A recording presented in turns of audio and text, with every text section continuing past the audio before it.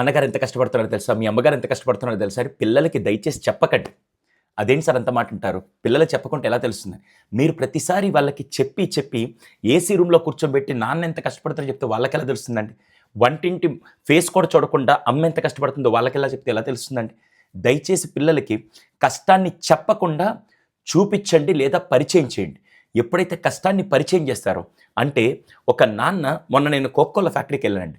అక్కడ Coca Cola factory అంటే చాలామంది ఏమనుకుంటారు హ్యాపీగా లగ్జరియస్‌గా ఏసీ క్యాబిన్‌లో ఉంటదనుకుంటారు. కానీ అక్కడికెళ్ళిన తర్వాత వాళ్ళు ఎక్సెసివ్ హీట్‌లో వర్క్ చేస్తుంటే ఆ బాధేంటో చూశాను.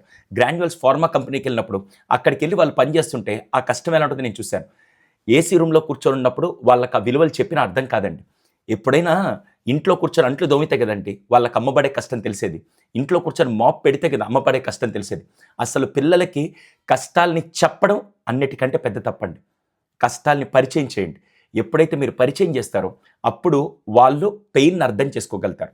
This is my sincere request. ఈ సమ్మర్‌కి వీలైతే నాన్నగారు ఏదైతే పని చేస్తారో అది ఏ పనైనా సరే షాప్‌లో కూర్చొని బిజినెస్ చేసే పనైనా సరే వాళ్ళకి ఆ కష్టాన్ని తెలియచేయండి. 8-10 గంటల పాటు సిస్టమ్ ముందు కూర్చొని వర్క్ చేసే సాఫ్ట్‌వేర్ ఎంప్లాయీ అయినా సరే వాళ్ళు ఎంత స్ట్రెస్ తీసుకుంటారో, ఎంత టెన్షన్ తీసుకుంటారో, లేకుంటే అమ్మ వంటింట్లో కూర్చొని మన కోసం ఒక 2 వెరైటీస్ ఆఫ్ ఫుడ్ ప్రిపేర్ చేయాలంటే ఎంత కష్టపడుతుందని వాళ్ళకి పరిచయం చెయ్యండి.